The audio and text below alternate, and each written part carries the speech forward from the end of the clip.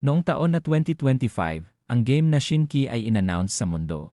Ang kapangyarihan na nakukuha sa loob ng game na ito ay maaaring makuha ng mga players at maipunta sa realidad. Simula noong lumabas ang game, bigla na ding nagbago ang mundo at kung ano-ano na ang mga delikadong nangyayari sa mundo. Ang ating bida ay malapit nang marating noon ang pinakatuktok. Ngunit siya ay inatake patalikod ng kanyang kakilala. Hindi niya din daw akalain na gagawin ito sa kanya mismo ng isa sa kanyang pinakamalapit sa buhay. Matapos magising ng ating bida, siya naman ay nagtataka dahil siya ay muling nabuhay. Kaya naman inaakala niya na nangyari ito dahil sa kanyang divine equipment na kanyang nakuha. Matapos muling mabuhay, ang ating bida ay nagpa siyang piliin ang ibang landas. Ang ating bida ay naging isang awaken at biglang naging shadow para makapaghiganti sa kanyang mga kaaway. Dahil sa pagtraidor na naranasan ng ating bida, napagpasyahan niyang magpalakas ng mag-isa gamit ang kanyang karanasan sa nakaraang buhay. Ang kwento ay nagsimula sa nakakatakot na lugar kung saan marami nang namatay na halimaw. Mula dito may isang babae na sinabihan si Qin Feng na napakagaling daw talaga nito dahil kahit ginamitan na daw ito ng 100-fold egging effect nagawa pa din nitong maklear ang ancient god ruins. Sinabi din ng babae na sa kanya na daw mapupunta ang artifact na Eye of Judgment. Habang naghihingalo ang ating bida dahil sa kanyang mga pinsala, tinanong niya din ang babae kung bakit daw siya trinaydor ng kanyang nakababatang kapatid na si Qin Xiaoyu. Sinabi naman ni Xiaoyu na inampon lamang si Qin Feng ng mga magulang ni Xiaoyu, kaya naman wala daw itong karapatan na tawagin siyang kapatid nito. Ang isang lalaki naman ay dumating sa eksena at sinabing hindi daw tama ang paraan na pakikipag-usap ni Xiaoyu. Habang nagugulat ang ating bida, si Xiaoyu naman ay natuwa dahil sa pagdating ni Song Fei. Sinabi din ni Song Fei na maaasahan daw talaga ang hindi tunay na kapatid ni Xiaoyu. Habang namamangha na nakatingin si Xiaoyu kay Song Fei, si Song Fei naman ay nagpasalamat kay Qin Feng dahil kung hindi daw dahil sa kanya hindi nila makukuha ang divine artifact na Eye of Judgment. Sinabi din ni Song Fei na pinaghirapan niya din daw na makuha ang patalim na soul-stealing blade na nakaturok ngayon sa ating bida. May kakayahan daw ito na higupin ang kanyang buong lifespan. Tinanong niya din na kung nagustuhan nga daw ba ni Qin Feng ang kanyang regalo bilang pamamaalam sa kanya. Habang matindi ang buhos ng ulan, ang ating bida naman ay nagluluksa dahil sa inalagaan niya daw si Xiaoyu na parang totoo niyang kapatid matapos mamatay ng kanilang mga magulang. Sinuportahan niya din daw ito sa kanyang pag-aaral. Noong biglang dumating daw ang game sa kanilang mundo, hindi na daw mabilang ng ating bida kung ilang beses na daw nito iniligtas sa kamatayan si Xiaoyu. Ang ating bida ay nagsisisi dahil nagkamali daw siya ng pagkakakilala sa kanyang kapatid. Si Xiaoyu ay sinabi din na matapos mamatay ng kanilang magulang lagi na daw itong nagpapakabosing sa kanya at kinokontrol ang kanyang mga ginagawa sa buhay. Malaking tulong din daw ang ating bida noon para sa kanilang dalawa ni Song Fei. Ngunit ngayong nasa kanila na daw ang divine artifact na walan na daw ng silbi sa kanila ang ating bida na si Qin Feng. Si Song Fei ay sumugod na sa ating bida at handa niya nang tapos nito. Sinabi din ni Song Fei na siya na daw ang bahalang mag-alaga sa kanyang kapatid na si Xiaoyu. Habang walang nakikita ang ating bida, sumigaw naman siya at sinabing hindi niya hahayaan ang dalawa na mabuhay ng payapa dahil sa kanilang ginawa sa kanya. Ang ating bida ay tuluyan ng natanggalan ang ulo. Noong year 2025 ang game na God Forsaken ay lumabas. Sa oras na makatulog ang isang tao ay automatic itong napupunta sa game world. Ang tanging halaga sa larong ito ay ang lifespan. Kapag namamatay ang isang player nababawasan ang lifespan nito, ngunit sa pagpatay nila ng mga halimaw maaari namang madagdagan ang lifespan ng isang player. Gamit ang lifespan na nakukuha sa loob ng game, maaaring makuha ng mga players ang kanilang abilidad sa tunay na mundo.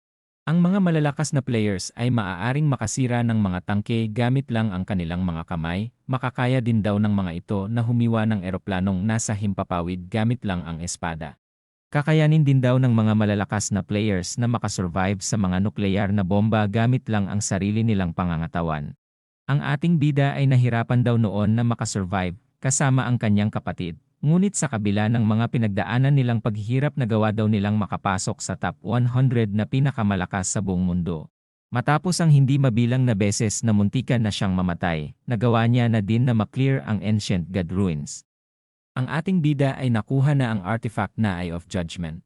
Kaya naman kwalipikado na daw siya na makarating sa pinakatuktok. Mula sa likod ng ating bida, siya naman ay biglang sinaksak ng kanyang kapatid.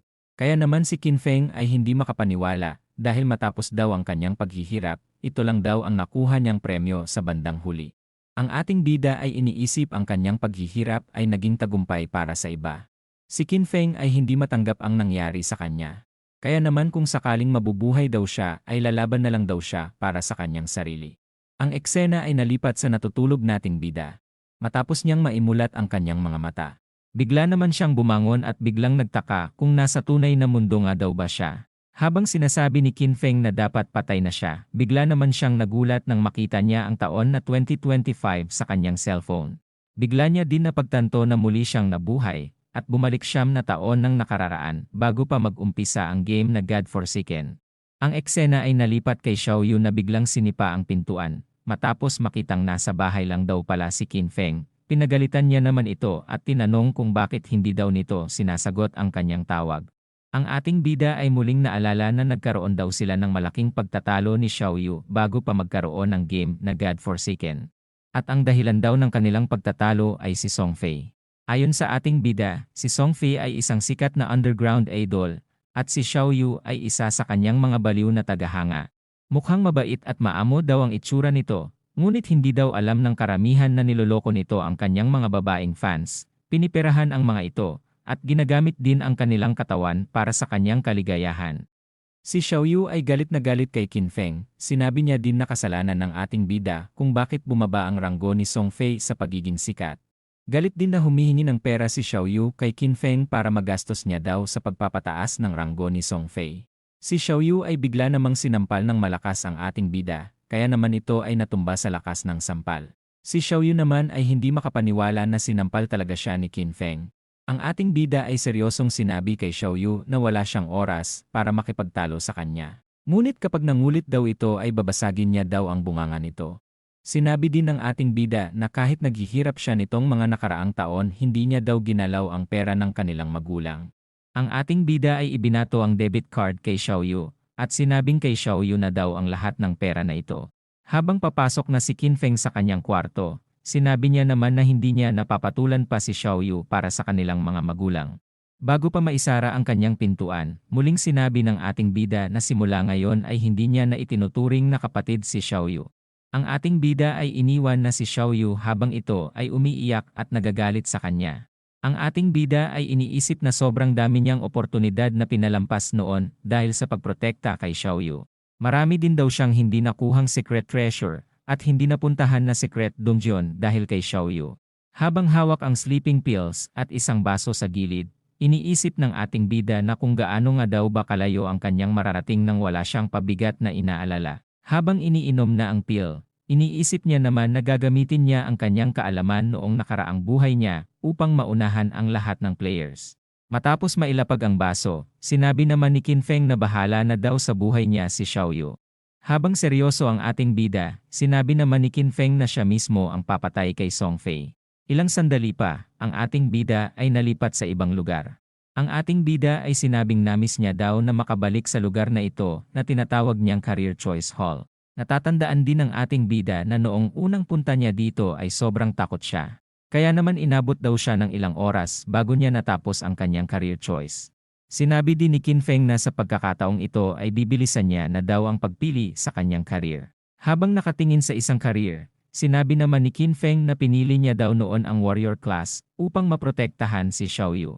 Ngunit dahil wala na daw ang pabigat sa kanya na si Xiaoyu, mas mabilis na daw siyang makakapag-clear ng mag-isa.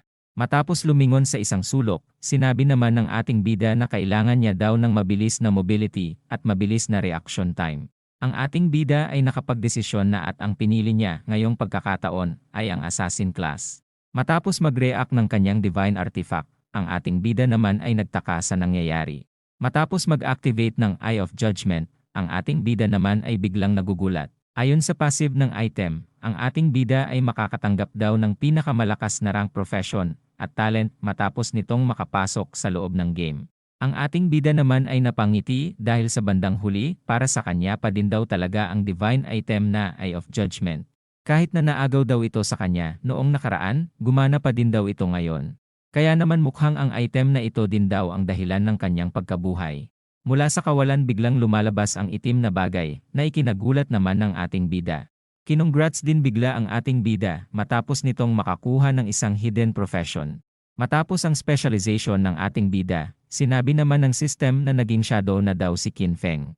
Ang ating bida ay biglang nagbago ang anyo matapos nitong lumabas sa itim na bagay. Si Qin Feng ay napagtanto na ito na daw pala ang highest hidden profession ng assassin. Napansin din ng ating bida na kakaiba daw ito kumpara sa kanyang ginamit noon na warrior class.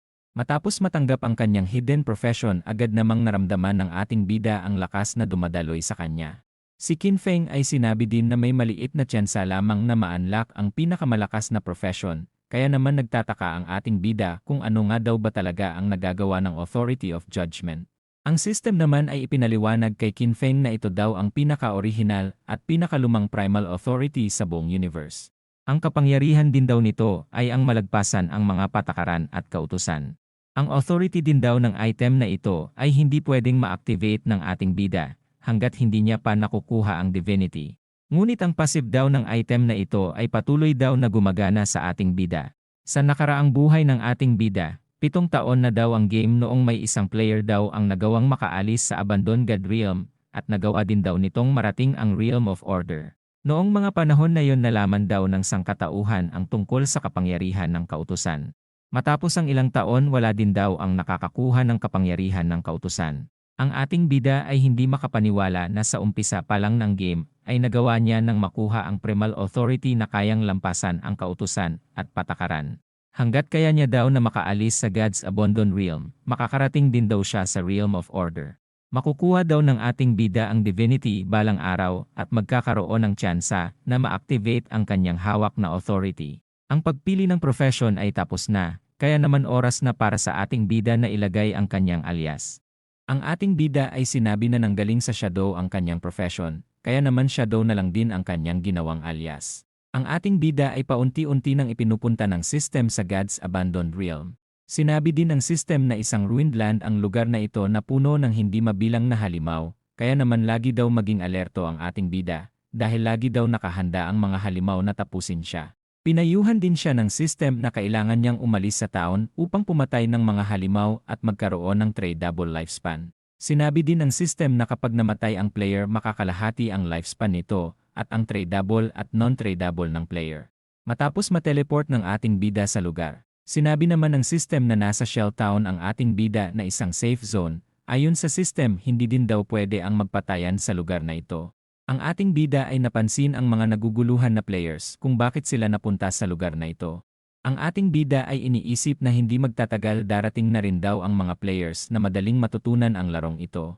Iniisip ng ating bida na kung gusto niyang mas makauna sa ibang player, kailangan niya na daw bilisan ang kanyang pagkilos. Habang naglalakad ang ating bida siya ay kapansin-pansin dahil sa sobrang kakaiba ng kasuotan nito. Napansin din nila na may hawak itong patalim, kaya naman iniisip ng ibang players na malamang isa daw itong assassin. Ang ating bida ay may napansin na liwanag sa kanyang harapan. At ang mga players na namatay sa kanilang paglalakbay ay muling nabalik sa town. Napagtanto din ng mga players na maibabalik daw pala sila sa town matapos nilang mamatay. Ang mga players na bumalik ay sinabing napakalakas daw ng mga halimaw. Ang isa naman ay sinabing isang level 1 crawler lang daw ang kanilang nakalaban, ngunit hindi man lang daw nila nakalahati ang buhay nito. Natataranta din ang mga players na ito dahil sa pagkawala ng kalahati ng kanilang lifespan. Habang iniinda pa din ang sakit, tinanong naman ng kasamahan ng babae na si Lizzie kung ano na nga daw ba ang kanilang gagawin. Ang ating bida ay napansin ang sandata ni Lizzie at iniisip na mukhang hidden class din ito. Si Lizzie ay napansin din si Qin Feng, kaya naman lumapit ito at sinabi na mukhang hidden class din daw ang ating bida. Inalok din ni Lizzie na makipagtulungan ang ating bida sa kanila, hindi din daw nila magawang matalo ang mga halimaw dahil sa lakas ng mga ito. Dahil sa pagkaubos nila kanina may experience na daw sila sa mga halimaw. Ang ating bida naman ay tinawanan si Lizzie sa kanyang isipan dahil sa pagmamalaki nitong experience sa kanilang pagkatalo. Tumanggi din ang ating bida sa alok ni Lizzie. Dahil sa maikling pananalita ni Qin Feng sinabi naman ng isang lalaki na pakiramdam nito sobrang lakas niya. Binalaan na din daw nila ang ating bida kung gaano kadelikado sa labas ng town, kaya naman mukhang kamatayan lang daw ang hanap ng ating bida. Ang kalbo naman ay sinabi din na mukhang isang hidden class assassin ang ating bida. Kaya naman pwede daw itong makatakbo kapag nalagay ito sa panganib. Si Lizzie ay nakita ang alias ng ating bida na shadow at sinabi din niya na umaarte daw itong malakas. Si Lazy ay sinabi sa kanyang mga kasama na sundan nila ng tahimik ang ating bida, upang makakalap daw sila ng impormasyon kung paano nila tatalunin ang mga halimaw. Habang nakangiti, sinabi din ni Lazy na gusto niya din daw na makita ang ating bida na mamatay sa kamay ng mga halimaw. Mula sa sumunod na chapter, ang ating bida ay naglalakad na palabas ng syudad. Habang sinusundan ni Lazy ang ating bida, iniisip niya naman na napakadelikado sa lugar na ito. Ngunit bilang isang gamer na sa loob ng maraming taon may mga experience na siya sa mga bagay na ganito, kaya naman nakabuo din agad siya ng kanyang grupo. Si Lazy ay sinabi din na nakaharap sila ng level 1 na halimaw kanina, ngunit inubos lamang sila nito. Sinabi niya din na ang level 1 na halimaw na ito ay hindi makakayang talunin ng kahit na sinong level 1 player ng mag-isa. Ang dalawang kasama ni Lazy ay napansin ang kakaibang sandata ni Kinfeng. Ang kalbo ay hindi makapaniwala sa bilis ng ating bida. Dahil isa din siyang assassin, ngunit hindi siya kasing bilis kumilos ni Kinfeng. Si Lazy ay iniisip din na kakaibang player daw si Kinfeng, kaya naman ang pagsunod daw sa kanya, ay siguradong may malalaman silang hindi nila alam sa game na ito. Ang ating bida ay biglang napalingon sa kinaroroonan nila Lazy, kaya naman si Lazy ay iniisip na kung napansin nga daw ba sila ni Kinfeng. Ang ating bida ay ginamit ang kanyang kakayahan, at siya ay bigla na lang naglaho. Ang mga sumusunod sa ating bida ay biglang nagulat at nagtaka sa pagkawala ni Kinfeng. Nagtaka din sila kung anong class nga daw ba ang meron ang ating bida dahil sa napaka-overpowered daw na kakayahan nito. Habang pinagmamasdan ni Kinfeng ang grupo ni Lazy, sila naman ay bumalik na sa syudad upang dito maghanap ng kanilang ikalalakas. Habang naka-invisible ang ating bida, lalakas din daw ang magiging unang pag-atake nito dahil sa passive ng kanyang skill. Iniisip din ng ating bida na dahil sa skill niyang ito mahihirapan daw ang kanyang mga kalaban na makita siya habang nakikipaglaban. Dahil sa pagbalik nila Lazy kanina sa syudad, iniisip naman ng ating bida na wala silang mapapala dito dahil tanging shelter lang daw ng mga baguhang player ang syudad. Sinabi din ng ating bida na sa game na ito ay bawal ang mahihina dahil mamamatay lamang daw sila sa mga halimaw kung hindi nila alam magpalakas. Si Kinfeng ay natapos na ang stealth skill, ngunit ang maganda daw dito ay maikli lamang daw ang cooldown ng skill niyang ito. Matapos makita ang sariling stats, nakita niya naman nakakaiba daw talaga ang kanyang shadow class ngayon. Dahil sa napakataas daw ng mga dagdag na stats nito kumpara sa kanyang warrior class noon. Ang ating bida ay may 5 pang attribute points na pwede niyang ilagay sa kanyang stats.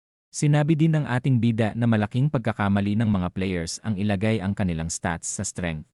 Dahil ang mas maganda daw na gawin ay ang ilagay ito sa agility. Sinabi din ni Kinfeng na early game ng laro ay sapat na daw ang damage ng mga baguhang player, kaya naman mas maganda daw kung uunahin nilang pataasin ang kanilang bilis upang kalabanin ang mga halimaw ng hindi nagtatamo ng damage. Ang ating bida ay may napansin sa kung saan, at ito ay isang halimaw. Ito ay isang crawler na halimaw na may normal grade. Matapos makita ng ating bida na hinihigop pa nito ang mga lifespan na nagmula sa mga player. Iniisip din ng ating bida na malamang ito na daw ang crawler na umubos sa grupo nila Lazy kanina. Ang halimaw ay pasugod na sa ating bida, at napansin na kahit papaano ay may pinsala daw itong natanggap. Habang umiiwas sa pag-atake, iniisip naman ni Kinfeng na may kakayahan mag-evolve ang mga halimaw kapag nakatanggap na ito ng sapat na lifespan mula sa mga players na natatalo nito. Ang ating bida ay tuluyan ng pumasok sa kanyang shadow, at ito ay paunti-unting nawawala. Habang pasugod ang halimaw sa ating bida, bigla naman itong nawala na ipinagtaka ng halimaw. Si Kinfeng ay bigla nang lumitaw matapos nitong umatake sa halimaw. Ang ating bida ay hindi makapaniwala na napatay niya ang crawler ng isang atake lang. Mula sa system sinabi naman ito na ang ginawa ng ating bida ay ang backstab, na may kakayahan na madoble ang kanyang damage kapag umatak ito mula sa blind spot ng kalaban. Matapos malaman ang nagagawa ng kakayahan niyang ito, nagulat at namangha naman ang ating bida tungkol dito. Si Kinfeng ay biglang natulala at naalala ang nakaraan. Noong warrior ang ating bida, hirap na hirap daw ito at laging muntikan ng namamatay para lamang daw talunin ang mga halimaw. Matapos matalo ang crawler, nakakuha naman sila ng isang liwanag galing sa kanilang napatay na halimaw. Mula sa kasalukuyan, ang ating bida ay nakatanggap ng 3 araw na tradable lifespan. Nakatanggap din siya ng 54 years at 155 days na non-trainable lifespan. Ang ating bida ay biglang nagulat dahil sa kanyang Eye of Judgment, siya ay nakatanggap ng talent na tinatawag na Infinite Evolution.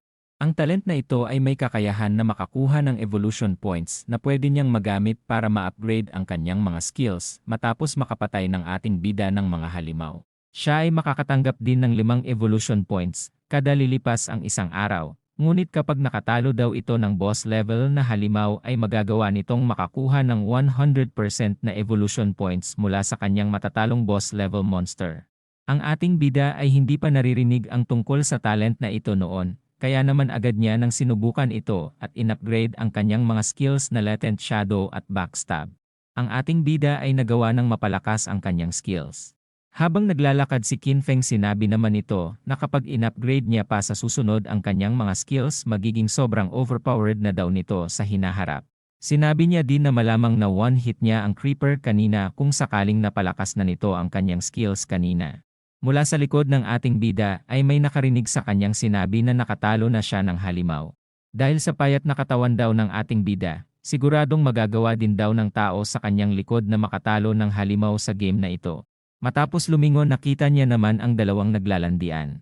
Dahil sa laki daw ng pangangatawan ng kanyang boyfriend siguradong makakatalo din daw ito ng mga halimaw sa loob ng game na ito. Ang ating bida ay biglang may napansin at ito ay isang halimaw sa itaas ng dalawang malantod. Habang inaalok ng lalaki si Qin Feng na makipagtulungan, ito naman ay bigla nang ginamit ang kanyang skill para mawala. Habang nagtataka sa pagkawala ng ating bida, ang lalaki naman ay nagmamayabang pa din sa kanyang pangit na girlfriend. Ilang sandali pa ang mga gagamba ay nagsimula ng lumitaw at makita ng dalawa. Kaya naman ang mga ito ay nagulat. Ang dalawa ay mabilis tinapos ng gagamba sa pamamagitan ng pagdagan sa mga ito. Ang malaking gagamba ay tinatawag na nurse na may rarity na bronze. Ang kasama naman nitong maliliit na gagamba ay isang baby nurse na may rarity na common. Habang naka-invisible si Qin Feng, iniisip niya naman na hindi kayang talunin ng mga baguhan ang halimaw na ito, dumagdag pa daw sa hirap ang mga maliliit na gagamba sa paligid nito. Ang ating bida naman ay bigla nang sumugod habang iniisip na magandang pagkakataon ito para masubukan ang bagong upgrade niyang mga skills. Si Qin Feng ay nagawang matamaan ang ulo ng gagamba, kaya naman nagsimula na itong dumugo. Muling ginamit ng ating bida ang kanyang invisible skill. Habang umiiyak ang gagamba sa sakit ng ataking ginawa ni Qin Feng. Ang ating bida ay kinabahan sa kanyang ginawa dahil maaari daw siyang ma-one-hit kanina ng halimaw. Ngunit dahil sa kanyang nagawang 300 plus damage, bigla naman siyang natuwa. Ang gagamba ay nagsimulang maging bayolente at sinisira ang mga puno sa kanyang paligid. Si Qin Feng naman ay sinabing matalino ang halimaw na ito dahil hindi ito tatayo na lang at walang gagawin habang pinapatay sila. Habang pumupulot ng bato, iniisip niya namang hindi siya pwedeng lumapit sa halimaw dahil sa ginagawang pagwawala nito. Hindi na din daw siya pwedeng lumapit dahil sa mga maliliit na gagambang nakaalerto sa paligid ng malaking gagamba. Matapos makapulot ng bato, iniisip niya naman na magiging malaki ang damage na kanyang magagawa dahil sa mga passive ng kanyang skills. Matapos maghintay sa cooldown ng kanyang Latent Shadow, bigla niya na din binato ang gagamba.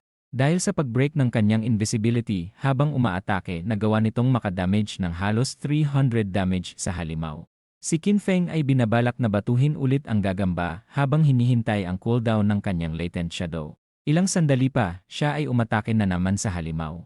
Ang eksena ay nalipat sa syudad kung saan ang system ay naghahanda para i-update ang leaderboard ng game. Dahil ang player na si Shadow ay nagawang matalo ang malaking gagamba, ang leaderboard ay nag-update dahil sa ang kauna-unahang player na nag-level up. Ang mga players ay nagulat sa update ng leaderboard. Ang ibang players ay gusto makilala si Shadow upang magpaturong mag-level up. Ang iba naman ay nagtataka dahil mukhang sinolo kill daw ni Shadow ang halimaw dahil sa mag-isa lang siyang nag-level up sa leaderboard. Ang grupo ni Lazy ay agad nakilala si Shadow. Sinabi din nila na malamang nakatalo ng boss level monster ang ating bida.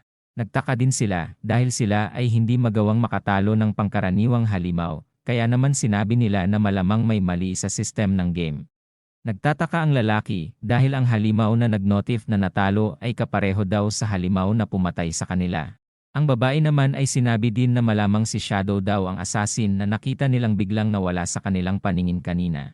Ang ating bida ay nagsimulang matanggap ang kanyang mga reward matapos matalo ang gagamba. Sinabi niya din na matapos matalo ang malaking gagamba, magwawatak na ang mga maliliit na mga gagamba. Si Qin Feng ay napansin ang skill na kanyang nakuha na tinatawag na Hands of Avarice. Ang kakayahan na ito ay may kakayahan na mapataas ang reward na pwedeng makuha sa mga monster. Ang ating bida ay hindi makapaniwala na magdadrop ang halimaw na ito ng napakaganda. Ang ating bida ay naalala ang skill na ito noong nakaraang buhay niya, napunta daw ito sa isang player, kaya naman ito ay naging sikat at nagkaroon pa ng mga bodyguard para protektahan siya, dahil sa ganda ng skill na ito. Si Qin Feng ay biglang may naiisip. Plinaplano ng ating bida na gamitin ang Infinite Evolution upang i-upgrade ang skill na ito. Napapaisip din siya kung tataas nga daw ba talaga ang porsyento ng Hands of Avarice dahil sa kanyang naisip na idea. Ang eksena ay nalipat sa totoong mundo. Ang kaibigan ni Xiao Yu ay sinabi na dapat mag-sorry ito sa kanyang kuya dahil sa lumiban ito sa exam kahapon para suportahan si Song Fei. Kapag nalaman din daw ito ng kanyang kuya, siguradong magagalit ito sa kanya. Si Xiao Yu naman ay sinabing wala siyang kasalanan, kaya naman hindi siya hihingi ng tawad. Kasalanan din daw ni Qin Feng kung bakit hindi siya nakapasok sa concert ni Song Fei kahapon. Ang kaibigan ni Xiao Yu ay sinabing naiinggit ito sa kanyang kuya, ngunit sinabi naman ni Xiao Yu na hindi niya ito totoong kapatid. Matapos tanungin kung anong nangyari sa mukha ni Xiao Yu, sinabi niya namang nadapa lang siya sa kung saan kanina. Ang kaibigan ni Xiao Yu ay nagtataka dahil mukhang may komosyon na nangyayari. Matapos silipin ang komosyon, nagulat naman ang kaibigan ni Xiao Yu dahil namumutla daw ang kanilang kaklase. Sinabi naman ng isang lalaki na nagpaalam ito kanina na matutulog lang siya ng kaunti, ngunit hindi na ito nagigising. Mula sa background ang mga estudyante ay nalaman ng hindi lang sa kaklas nila ito nangyari, dahil nangyayari na daw ito sa iba't ibang parte ng mundo. Ang kaibigan ni Xiao Yu ay agad sinabihan ang mga magulang nito sa mga nangyayari. Sinabihan niya din si Xiao Yu na balaan ang kanyang kuya tungkol sa mga nangyayari. Ngunit si Xiao Yu ay sinabing wala itong pakialam sa lalaking ito. Sinabi niya din na mas maganda kung sakaling mamatay na daw ang kanyang nagkukunwaring kuya. Ang ating bida ay nagawa ng ma-upgrade ang Hands of Avarice sa level 2, mula sa 20% drop rate, naging 70% ito bigla. Matapos ang pag-upgrade nakatanggap pa siya ng 2 evolution points. Si Qin Feng ay masaya, dahil 1 point na lang ang kailangan niya para muling ma-upgrade ang Hands of Avarice sa level 3. Habang naghahanap ng magagamit sa kanyang inventory, sinabi niya naman na sa mga oras na ito ay alam na ng maraming tao ang tungkol sa game, kaya naman maya-maya marami na daw taong makakapasok sa game. Habang naglalakad, sinabi naman ni Qin Feng na hindi magtatagal malalaman na ng mga tao na maaaring malipat sa totoong mundo ang mga kapangyarihan sa larong ito. Kailangan na din daw magmadali ng ating bida para maabot ang level 10, kaya naman kailangan niya daw makahanap ng mas malalakas pang mga monster para talunin at makapag-level up ng mabilis. Habang naglalakad may narinig si Qin Feng na sumisigaw sa hindi kalayuan. Kaya naman agad niya itong pinuntahan para makita ang nangyayari. Napansin ng ating bida na may isang grupo ang nilalabanan ang isang halimaw. Si Qin Feng naman ay natuwa dahil sa oportunidad na binigay ng grupo sa kanya. Si Qin Feng ay namukaan ng isang lalaki bilang si Wang Meng. Sinabi niya din na isa daw ito sa mga naunang players na nakapasok sa game. Kaya naman agad itong nakabuo ng magandang grupo na puro hidden class.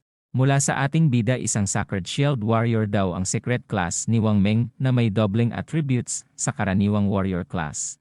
Ang isang mage ay naghanda para umatake, at ito naman ay nagawang matamaan ang monster at gumawa ng 70 damage. Matapos mapansin ang mage iniisip ng ating bida na doble ang damage ng hidden class mage kesa sa normal class na mage. Napansin niya din ang 2 pang hidden class na isang archer at isang healer. Ang monster ay mabilis pa din at ito ay hirap pa din nilang talunin. Ang monster ay nagawang masira ang shield ni Wang Meng, ang archer naman ay napansin kung gaano kalakas ang halimaw, kaya naman mahihirapan daw silang talunin ito.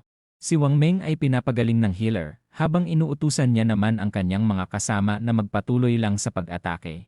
Magpapahinga lang daw siya sandali at muling pupunta sa front lines. Dahil kailangan daw nilang matalo ang halimaw na ito.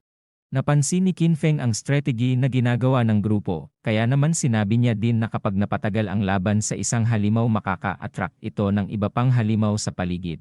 Ilang sandali pa nag-umpisa nang dumating ang mga halimaw, na ikinagulat naman ni Wang Meng. Napansin ni Qin Feng na isang contaminator ang dumating na mga halimaw. Gumagawa din daw ito ng mga long-range attacks. Mula sa isang sulok may tumatakbo at sinabing tumabi ang kanyang boss Wang Meng. Ang lalaking may malaking espada ay nagawang matamaan ang halimaw. Ang ating bida naman ay sinabi din na ngayon niya lang daw nakita ang kakaibang hidden class ng lalaki. Matapos ang ginawa niyang pag-atake, nakagawa lamang ito ng 33 na damage. Kaya naman napasabi na lang siya na napakakunat ng halimaw na ito. Ang halimaw ay nagsimulang maglabas ng likido sa kanyang bunganga, at ito ay nagawang matamaan ang lalaki. Habang nandidiri ang mage, ang lalaking may malaking espada naman ay sinabing hirap siyang makagalaw sa likidong bumalot sa kanya. Ang mage ay nagsimulang mataranta at sumigaw ng tulong. Ang ating bida ay biglang nawala sa kanyang kinatatayuan at bigla na lang natanggal ang ulo ng halimaw. Sa bilis ng ating bida bumuo ito ng napakalakas na hangin sa paligid. Sila Wang Meng ay napalingon sa nangyari. Nagtaka din sila kung nagawa daw ba ng mage na ma-one hit ang halimaw. Ngunit ang mage naman ay natataranta at sinabi na mukhang may ibang player na tumutulong sa kanila. Hindi makapaniwala ang lalaking may malaking espada dahil na one hit ng kung sino ang halimaw.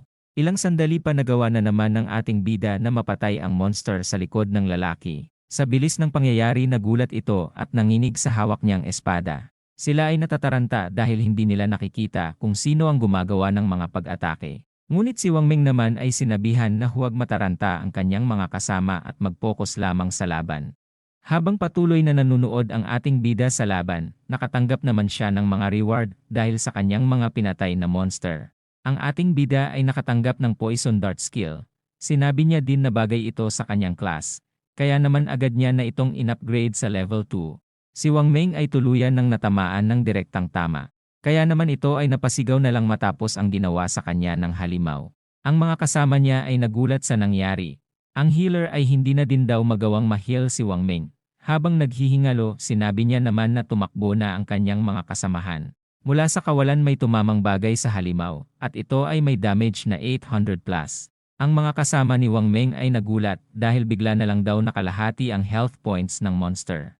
Ang pinsala ng halimaw ay nagpapatuloy tumagas ng malakas. Hindi nagtagal ito ay bigla na lang bumagsak at namatay. Ang ating bida ay hindi daw inaasahan ang effect ng kanyang poison dart. Iniisip niya din na kapag sinamahan niya pa ito ng kanyang stealth skill, siguradong mas malakas pa ang magiging damage nito.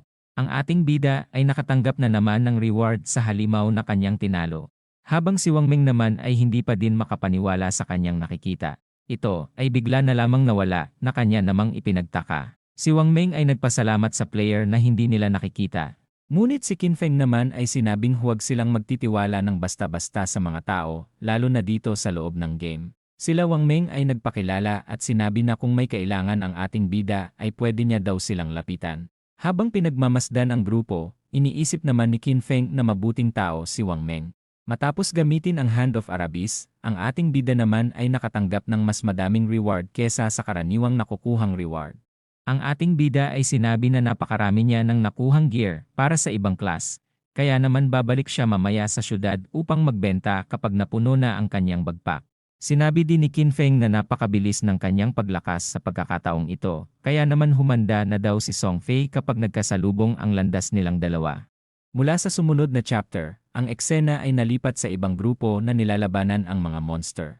Ang isang lalaki ay natataranta at sinabing sobrang dami na ng mga halimaw sa paligid, kaya naman oras na daw para sila ay tumakbo. Habang patuloy nakikipaglaban ang mga players, sila naman ay nagulat dahil sa malaking halimaw na dumating, nagtataka din sila kung ano nga daw bang klaseng halimaw ito. Ang monster ay biglang naglabas ng kung anong bagay sa kanyang katawan. Ito ay nakagawa ng ataking mapaminsala sa mga players, kaya naman sila ay nagsimula ng tumakbo. Dahil sa mga namatay na players nakabalik na din ang mga ito sa syudad. Ang isang lalaki ay nagrereklamo dahil tuwing malapit na daw nilang mapatay ang mga halimaw bigla na lang itong tumatakas. Ang isa naman ay kailangan daw nilang umabot sa level 3 sa game para makalog out, ngunit nagtataka siya kung paano nga daw ba nila magagawa ito. Ang isang player ay planong bumuo ng malaking grupo para talunin ang mga monster. Ngunit ang isang player naman ay nakakita daw kanina ng malaking grupo na tinalo ng maraming monster. Kaya naman hindi din daw gagana kahit bumuo pa sila ng maraming bilang ng players.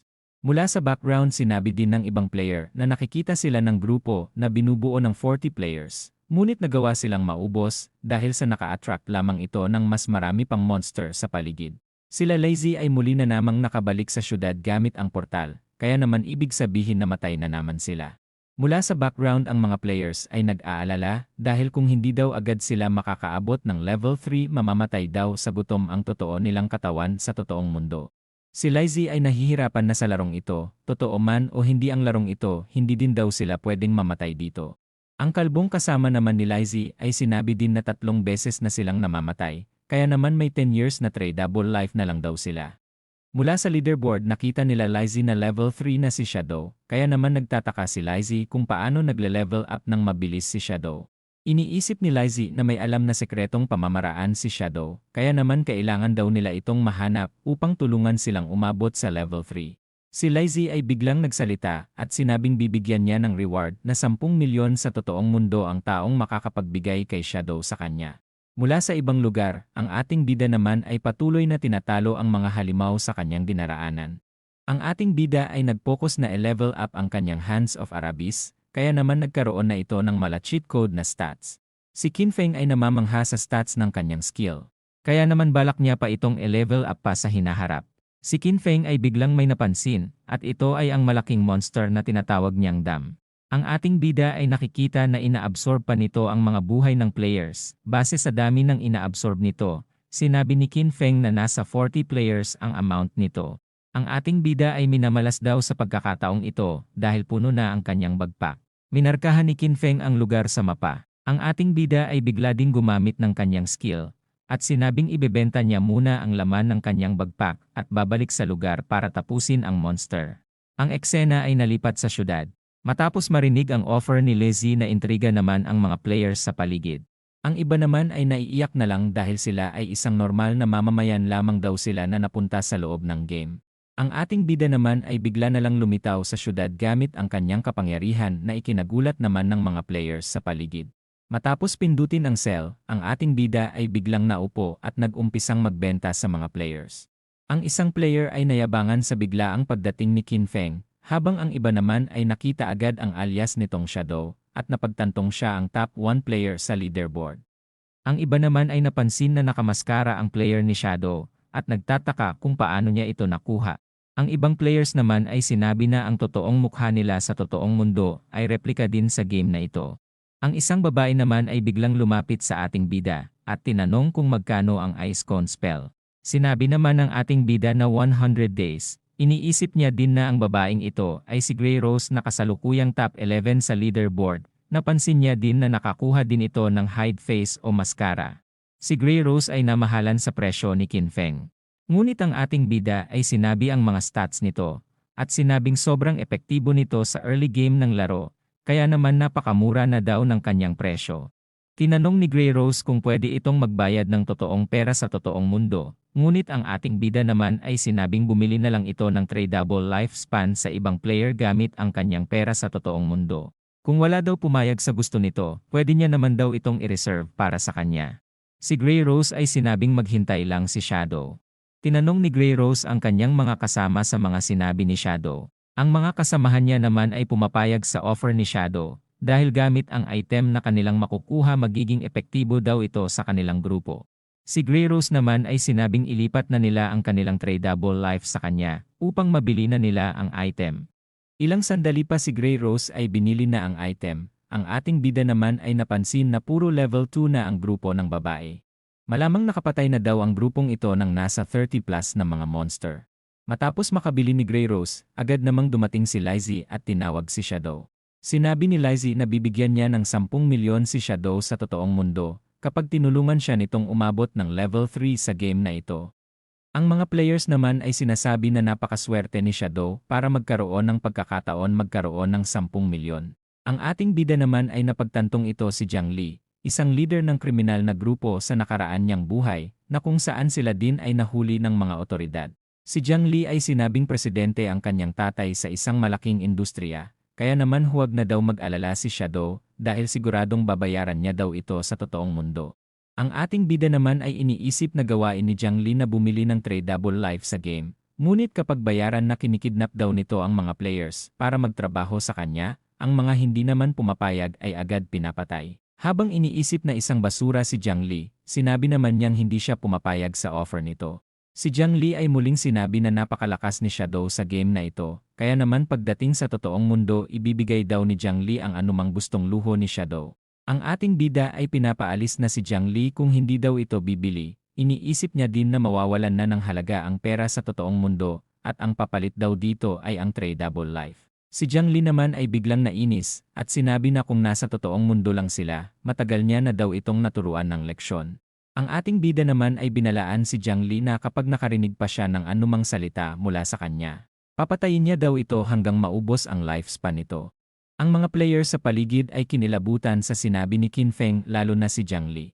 Ang grupo ni Jiang Li ay mabilis na ding tumakbo palayo dahil sa takot. Ilang sandali pa nagawa na ng ating bida na mabenta ang kanyang mga items, kaya naman iniisip niyang oras na para bumalik sa halimaw kanina para tapusin ito. Habang nagiging invisible ang ating bida, iniisip niya namang wala pang nakakaalam sa puntong ito na ang tradable life ay maaaring magamit upang makuha ang kanilang skills sa totoong mundo. Hindi din daw nila alam na ang game na ito ay magiging dahilan para magbago ang kanilang mundong nakasanayan. Ang ating bida ay tuluyan ng nawala, kaya naman nagtaka ang mga tao sa paligid kung saan na napunta si Shadow. Ang ating bida ay iniisip na balang araw mawawalan na ng halaga ang maraming bagay at ang tanging kalakasan lamang ang magiging basehan ng lahat. Ang eksena ay nalipat sa grupo ni Jiang Li na napagod sa pagtakbo. Si Jiang Li ay naiinis pa din dahil sa ginawa ni Shadow sa kanya. Kaya naman kapag nakabalik na daw sila sa totoong mundo, hahanapin niya daw ito para doon patayin ang ating bida. Mula sa isang sulok, tinawag ng isang lalaki si Jiang Li. Ang lalaking ito ay nagpakilala bilang Mao at sinabing siya ay level 2 na, may alam din daw siyang paraan para makapagpa-level up ng mabilis. Tinanong niya din kung makukuha niya daw ba talaga ang 10 milyon. Si Jiang Li naman ay tinanong kung anong paraan ang tinutukoy ni Mao. Ang lalaki ay mahinahon namang sinabi na sekreto lang ito, ngunit para kay Jiang Li sasabihin niya ang kanyang sekreto. Sinabi ni Mao na kailangan nilang ilagay sa agility ang kanilang stats. Sa ganitong paraan kapag kinaharap daw nila ang mga crawlers, madali na lang daw nilang maiiwasan ang mga atake nito at matatapos ang monster na ito. Si Jiang Li ay nagulat sa impormasyon at iniisip na nailagay niya na lahat ang kanyang stat points sa strength. Si Jiang Li ay sinabihan na may alam nga daw talaga si Mao, kaya naman agad sinabi ni Jiang Li na oras na para magpa-level up sila. Si Jiang Li ay sinabi din na hindi siya kasing lakas ni Shadow, kaya naman 5 milyon lang daw ang maibibigay niya sa lalaki. Kapag umabot na din daw siya sa level 3, sa kanya na lang daw babayaran ang lalaki sa totoong mundo. Si Mao naman ay pumayag sa offer, at sinabing isang baliw si Shadow dahil sa pagtanggi ng napakagandang offer ni Jiang Li. Ang eksena ay nalipat sa ating bida. Napansin niya din na nag-evolve na ang monster sa silver rank, napansin niya din na hindi pa ito, tapos makonsumo ang mga life ng players, kaya naman pwede pa daw itong mag-evolve sa gold rank. Ang ating bida ay iniisip na kailangan niya pang maghintay ng 8 oras para maging gold rank ang halimaw, ngunit ang ating bida ay tinatamad daw para maghintay. Kaya naman nag-umpisa na siyang tapusin ang kalaban. Dahil sa passive ng kanyang skill ang halimaw ay patuloy na nagtatamo ng damage. Ang ating bida ay agad ginamit ang kanyang shadow sneak. Habang naghahanda ang halimaw para umatake, iniisip naman ng ating bida na medyo mataas na daw ang health points ng silver rank na monster. Ang halimaw ay naghahanda para sa isang energy ball. Ang energy ball ay nagsimulang maglabas ng mga enerhiya, at ito ay gumagawa ng malawakang pinsala sa paligid. Matapos maiwasan ang pag-atake ng halimaw, si Qin Feng naman ay iniisip na kaya siyang ma-one-hit ng kalaban sa kanyang kasalukuyang health points. Ang halimaw ay nagpatuloy na umatake sa kanyang paligid. Habang umiiwas sa mga pag-atake, iniisip ng ating bida na hintayin muna ang cooldown ng kanyang invisible skill. Ang ating bida ay nagpatuloy ng sumugod at siya ay nakagawa ng 600 plus damage gamit ang kanyang skill. Habang patuloy na nababawasan ang health points ng halimaw. Ito naman ay bigla na lang tumakbo palayo sa ating bida. Iniisip ng ating bida na malapit niya nang maubos ang health points ng halimaw, kaya naman nag-umpisa na itong tumakas. Sa bilis ng ating bida nagawa niya namang maabutan ang monster at tuluyan na itong tinapos. Si Qin Feng ay nakuha na ang kanyang mga rewards matapos matalo ang monster. Masaya din ang ating bida at hindi makapaniwalang nag-level up siya ng 2 beses sa pagtapos ng monster na ito. Si Qin Feng ay nagawa din na makakuha ng 4 na evolution points. Gamit ang Hands of Avarice ng ating bida, nagkaroon muli siya ng bonus reward. Ang ating bida ay nagpasalamat sa tinapos niyang halimaw dahil sa mga nakuha niyang rewards mula dito. Dahil sa pinagandang passive ng Hand of Avarice, si Qin Feng ay nagawa ding makakuha ng gold rank na reward. Ang ating bida ay nagrereklamo dahil sa kanyang bagpak na malapit na namang mapuno. Kaya naman iniisip niya na sana may storage ring siyang makuha sa mga reward na ito. Ang ating bida ay biglang nagulat sa kanyang nakuhang reward. Ang eksena ay nalipat sa kasamahang mage ni Wang Meng. Ang grupo ni Wang Meng ay nagpasalamat sa kanya dahil sa lakas daw nito, nagawa na nilang maabot ang level 3. Si Wang Meng naman ay sinabi din na lahat sila nagtulungan para makaabot sa level 3. Ang babaeng mage naman ay nadidismaya dahil hindi daw nito naging kaibigan si Shadow kanina. Sinabi niya din na malamang nandiri ito sa kanya kanina dahil sa nababalutan siya kanina ng putik. Ang lalaking kasama niya naman ay sinabing napakaganda nito sa bagong outfit nito kaya naman malamang kinaibigan daw siya ni Shadow kapag nakita niya ang kagandahan nito ngayon. Ang leaderboard ay muling nag-update at ang ating bida ay lumabas ng level 5 na siya mula dito. Ang mga player sa paligid ay nagulat dahil level 3 lang daw ito kanina. Ang kalbo naman ay sinabi din na 10 minuto pa lang ang nakalipas noong nakita niya itong nagbebenta kanina. Ang lalaking may malaking ilong naman ay sinabi din na ipapakilala niya ang babaeng kapatid niya kay Shadow para makakuha ng benepisyo sa ating bida. Pati ang grupo ni Wang Meng ay hindi makapaniwala sa nagawa ni Shadow. Si Wang Meng naman ay sinabing mag-relax na muna ang kanyang mga kasamahan. Bumalik na lang daw muna sila sa totoong mundo at balaan ang mga tao pati na din ang kanilang mga mahal sa buhay. Ilang sandali pa ang grupo ni Wang Meng ay tuluyan ng natatransport sa totoong mundo. Si Wang Meng ay tuluyan ng nagising, mula sa isang sulok may mga nagbabantay sa kanya. Mula sa background pinatawag nila ang kanilang kapitan, dahil sa paggising ni Wang Meng, ang mga kasamahan ni Wang Meng ay nag-alala sa nangyayari sa kanya, dahil bigla na lamang daw itong hindi magising at namumutla. Si Wang Meng naman ay balak sabihin ang kanyang nadiskubre tungkol sa game, kaya naman pinatawag niya ang lahat ng kanyang kasamahan para sa sasabihin niyang impormasyon. Mula sa bagong chapter, nag-umpisa ang eksena sa police station. Si Wang Meng ay kwento ang tungkol sa game at sa nabuo niyang grupo. Sinabi niya din ang tungkol sa muntikang pagkaubos ng kanyang grupo at ang pagligtas sa kanila ni Shadow. Nabanggit niya din ang tungkol sa kung gaano ito kabilis mag-level up. Nagtaka ang isang lalaki kung paano umakyat ng 2 level si Shadow, kaya naman ang hinala ni Wang Meng ay nakapatay ito ng boss level na monster. Ang isang pulis naman ay nagtaka kung bakit hindi pa bumabalik sa totoong mundo si Shadow matapos nitong umabot sa level 3. Malamang wala din daw mahalagang pamilya ito para sabihan at mabalaan niya sa mga nangyayari. Si Wang Meng ay wala na daw ibang impormasyon kung may pamilya nga daw ba ito o wala. Ang isang babae naman ay sinabi ang kanyang hinala na malamang ampon si Shadow. Dahil ampon ito malamang may galit daw ito sa kanyang pamilya at hindi na nag-abalang sabihan ang mga ito. Muling tinanong ni Anyu kung tama nga daw ba ang kanyang hinala. Ang isang pulis ay binalaan na daw si Anyu na huwag na masyadong magbasa ng manhwa dahil sa kung ano-ano na daw ang naiisip nitong biro. Ang kapitan ay sinabing kapareho ang kwento ni Wang Meng sa ibang nakalabas na sa larong God Forsaken. Base sa mga report, matapos makatulog ng mga matatandang tao, hindi nagtagal na matay na ang mga ito. Ayon sa iba pa nilang hawak na impormasyon, nakumpirma nilang marami nang namamatay dahil sa larong God Forsaken.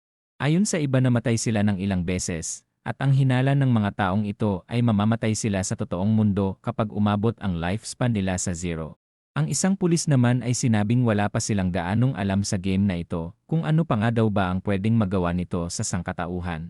Ang kapitan naman ay sinabi na malamang inaatake na sila ng ibang nilalang galing sa ibang planeta. Ang kapitan ay nagpasyang bumuo ng grupo upang lakbayin ang mundo ng God Forsaken at mangalap ng impormasyon tungkol dito. Kinakailangan din daw nilang sabihan ang iba pang professional army upang tulungan silang mag-imbestiga sa loob ng game. Ayon sa kapitan, damay ang buong mundo sa nangyayaring ito, kaya naman kailangan magtulungan ng sangkatauhan upang lakbayin ang loob ng game at magbigayan ng impormasyon.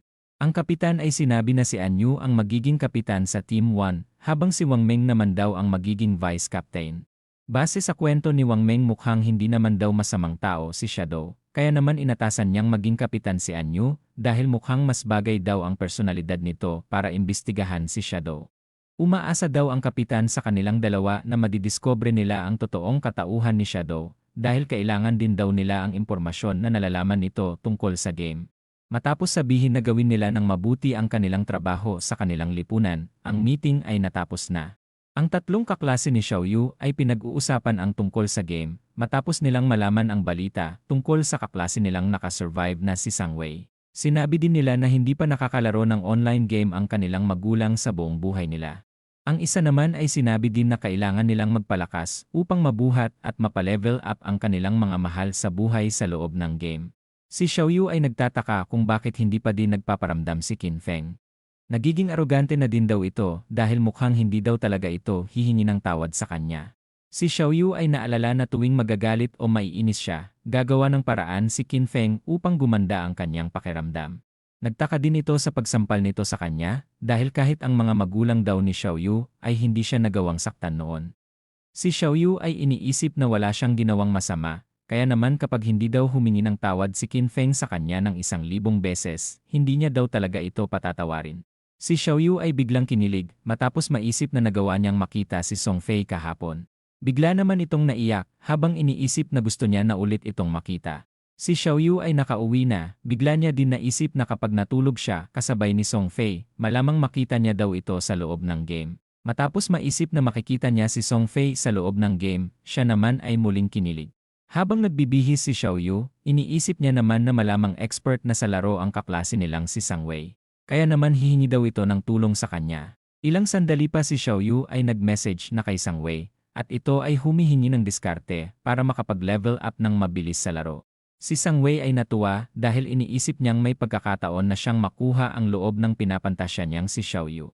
Matapos landiin ng kaunti ni Xiaoyu si Sang Wei, ito ay bumigay na at sinabi na ang mga impormasyon na kailangan ni Xiaoyu. Si Sang Wei ay sinabi din na sasamahan niyang magpa-level up si Xiaoyu, kaya naman bigla itong natuwa dahil sigurado na ang kanyang pagtaas ng level. Habang handa ng matulog at pumasok sa game si Xiaoyu, iniisip niya naman na magagamit niya ng maayos ang mga lalaking may gusto sa kanya. Iniisip niya din na ipapakita niya kay Qin Feng na nagkamali ito na kalabanin at inisin siya. Iniisip niya din na kapag tumaas na ang kanyang level, hinding-hindi niya ito bubuhatin o tutulungan sa loob ng game. Nalipat ang eksena sa ating bida, kung saan handa na siyang kunin ang kanyang mga reward. Si Qin Feng ay nakakuha ng curse ring, dahil dito madadagdagan ang lahat ng kanyang attributes ng 8 points, kaya naman lumalabas na 32 points lahat ng madadagdag sa kanya. Bukod dito marami pa itong magandang passive na madadagdag sa ating bida. Ang ating bida ay nakita din na may nakuha na naman siyang skill na tinatawag na Instant Shadow Slash. Dahil sa skill na ito sinabi naman ni Shadow na invincible na siya dahil dito. Ang ating bida ay muling ni-level up ang kanyang Greedy Hand, kaya naman mas naging overpowered pa ito. Dahil sa effect ng Greedy Hand, iniisip ng ating bida na kapag nakapatay siya ng isang monster, katumbas nito ay 3 monster, dahil sa passive ng kanyang Greedy Hand. Si Qin Feng ay ni-level up na din ang kanyang Shadow Slash. Napansin ng ating bida na hindi nagbago ang cooldown ng skill matapos niya itong i-level up. Sinabi niya din na ayos lang ang nangyari dahil kapag medyo tumagal pa daw ang game maaari na siyang maging invisible kahit gaano niya gusto katagal. Ang ating bida ay napansin na marami na namang basura sa kanyang inventory, kaya naman oras na daw para siya ay magbenta. Habang naglalakad ang ating bida siya ay may naramdaman. Ang mga crawlers ay mabilis nang papunta sa kanya. Ang ating bida naman ay natuwa dahil magkakaroon na daw siya ng pagkakataon para gamitin ang bago niyang skill. Ilang sandali pa, ang mga halimaw ay tuluyan ng natalo. Si Qin Feng ay tuluyan ng biglang nawawala matapos talunin ang mga halimaw. Ang ating bida ay patungo na sa syudad para magbenta. Iniisip din ni Qin Feng na kapag umabot na siya sa level 10 maaari na siyang makakuha ng skills pabalik sa totoong mundo. Habang malakas ang bagsak ng ulan, si Qin Feng ay may narinig at ito ay ang grupo nila Jiang Li. Si Mao ay hinihingi na ang kanyang reward dahil sa umabot na sa level 3 si Jiang Li. Pinakalma naman ni Jiang Li si Mao at binigay ang kanyang cellphone number upang makontak at makapagkita sila sa totoong mundo. Pero bago sila lumabas sinabi ni Jiang Li na ibenta nito ang kanyang lifespan at bibilhin niya ito ng 10,000 kada isang araw. Si Mao naman ay pumayag sa gusto ni Jiang Li. Habang dumadaan si Qin Feng ng naka-invisible, muling sinabi nito na walang utak si Shadow dahil sa pangtanggi nito kay Jiang Li. Nirekomenda din ni Mao na mag-usap na lang ulit sila sa totoong mundo ni Jiang Li. Si Mao ay iniisip na ayos lang ibenta niya ang kanyang lifespan sa totoong pera dahil pwede naman daw siyang pumatay ng mga monster at maibalik ang lifespan na mawawala sa kanya. Ang eksena ay nalipat sa Shell Town. Si Qin Feng ay nag-activate ng portal dito. Mula sa system siya ay nakatanggap ng isang reputation point at may pagkakataon din na magamit ang portal ng isang beses sa isang araw ng libre. Ayon sa system wala pang ibang portal na nabuksan sa Jianghai City. Ayon sa ating bida, hindi gumagana ang portal kung nag-iisa lamang ito. Kailangan din daw na may ibang players na level 5 ang makapagbukas ng portal sa iba pang mga taon para gumana ang teleportation formation. Naalala din ng ating bida na si Song Fei ang nakapagbukas ng portal sa Firefly Town, kaya naman nag-set siya ng notification kung sakaling magbukas na ang portal sa Firefly Town. Ang ating bida ay iniisip na kailangan niya na munang makapag-level 10 at agad pumunta sa God's Abandoned Realm dahil dito daw talaga mag-uumpisa ang tunay na laro. Ilang sandali pa si Qin Feng ay muling nagbenta ng kanyang mga equipment na nakuha sa pagpatay ng mga monster. Ang mga players ay natuwa dahil sa pagdating ng ating bida, at sinabing kanina pa nila inaabangan na bumalik si Shadow. Ayon sa mga players, naging epektibo daw ang nabili ni Grey Rose na item kay Shadow, dahil nagawa ni Grey Rose na makapunta sa second place ng leaderboard. Ang isang player ay agad bumili ng isang libro ng skill sa halagang 300 lifespan. Habang nagtataka ang ibang players kung sulit nga daw ba ang pagbili nila ng 300 lifespan sa mga item. Ang ibang players naman ay sinabing sulit ito dahil magagamit nila ito para makapagpalakas ng mas mabilis. 2 araw lang din daw ang kailangan nila upang makapag-farm ng lifespan at mabawi ang lifespan na nawala sa kanila. Ilang sandali pa ng pagbebenta, ang ating bida ay tapos ng magbenta sa loob lamang ng 1 minuto. Habang nadidismaya ang mga players dahil hindi nila nagawang makabili sa mga binebentang item ni Shadow. Si Qin Feng naman ay iniisip na may halos 2,000 lifespan na siyang napagbentahan, ngunit ayon sa kanya, hindi pa sapat ito kung gusto niyang makuha ang kanyang skill patungo sa totoong mundo. Mula sa isang sulok may tumawag kay Shadow na expert, at tinanong siya kung gusto daw ba nito ang kanyang dalang item. Ang nagtatanong ay ang kasamahang mage nila Wang Feng noon. At ang item na dala nito ay isang storage ring na may 12 slot capacity. Si Qin Feng ay nagulat matapos makita ang bagay na ito. Iniisip ng ating bida na isa itong napakagandang item dahil katumbas daw ito ng 3 storage bag pack. Dahil sa sobrang baba na drop rate ng item na ito, malamang sobrang swerte daw ng babaeng mage para makuha ang item na ito. Habang tinatanong kung magkano niya ito binebenta, iniisip naman ni Qin Feng na nagkakahalaga ang item na ito ng halos 4,000 lifespan.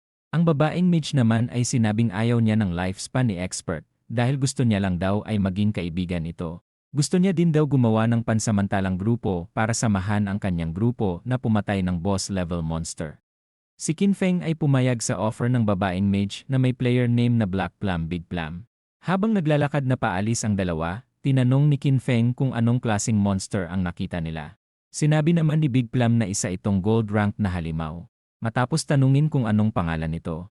Sinabi naman ng babaeng mage na hindi niya alam dahil sa sobrang layo pa nito, ngunit mukha daw itong sirang ship na nasa sapa.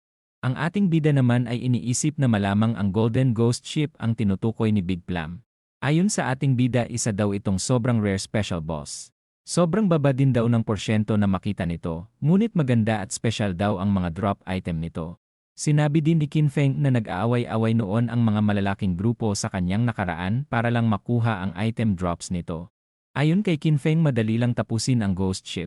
Habang pinagmamasdan ang babae, iniisip niya naman na napakaswerte nito. May naiisip din siya kung sino nga daw ba talaga ito sa kanyang nakaraang buhay. Iniisip ng ating bida na ang player na ito ay ang sikat na koi fish na member ng grupo ni Wang Meng noon sa kanyang nakaraan. Tinanong ni Qin Feng kung paano niya nahanap ang boss na ito.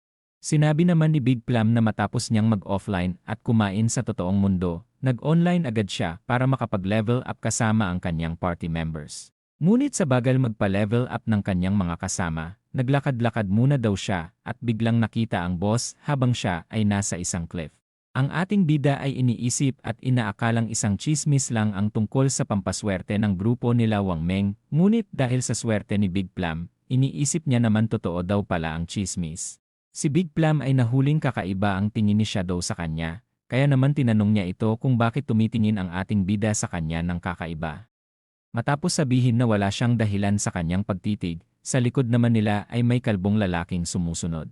Habang sinasabi ng isang lalaki na bibigyan niya ng magandang buhay ang kanyang mga kasama, bigla namang dumating ang kalbong sumusunod kanina sa ating bida. Sinabi niya din sa kanyang boss na may lalaking nagdala ng magandang babae palabas ng town. Ang lalaki naman ay sinabi na malamang magtsutsuptsakan ang dalawa, kaya naman sinabi ng boss na sundan nila ang mga ito.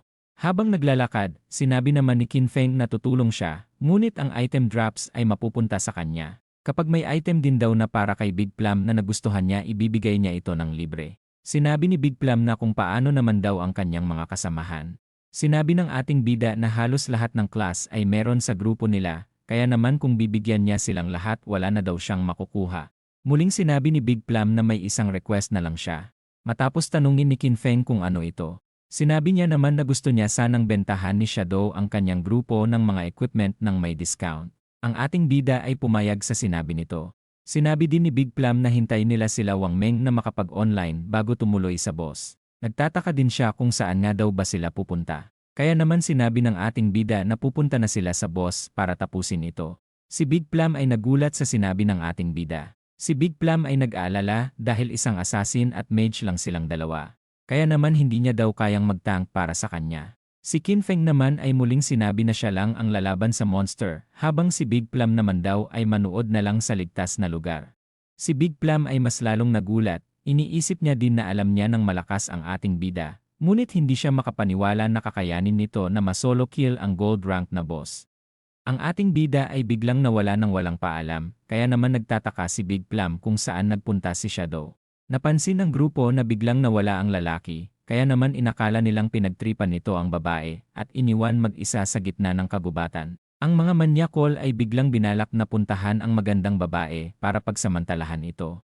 Ngunit ang ating bida ay naka-invisible at inaabangan ang grupo ng manyakol. Ilang sandali pa, ang ating bida ay ginamit ang kanyang isang skill para ubusin ang grupo. Matapos tapusin ang mga player siya ay nakatanggap ng lifespan. Ngunit sa unti nang nakuha niyang lifespan sa kanila, sinabi niya naman na parang pumatay lang siya ng dalawang mahinang monster. Matapos biglang lumitaw sa tabi ni Big Plum, nagulat ang babae at tinanong kung saan nga daw ba nanggaling ang ating bida. Sinabi naman ni Qin Feng na tinapos niya lang ang mga taong sumusunod sa kanila at nagbabalak ng masama. Si Big Plum ay inakalang umihi daw ito o kaya tumay kung saan. Tinanong niya din si Shadow kung tumay daw ba ito habang invisible, magiging invisible din daw ba ang lalabas na tayo sa kanya. Dahil sa puro kalokohan na tanong at pinagsasabi ni Big Plum, ang ating bida naman ay minadali na siyang pumunta sa boss.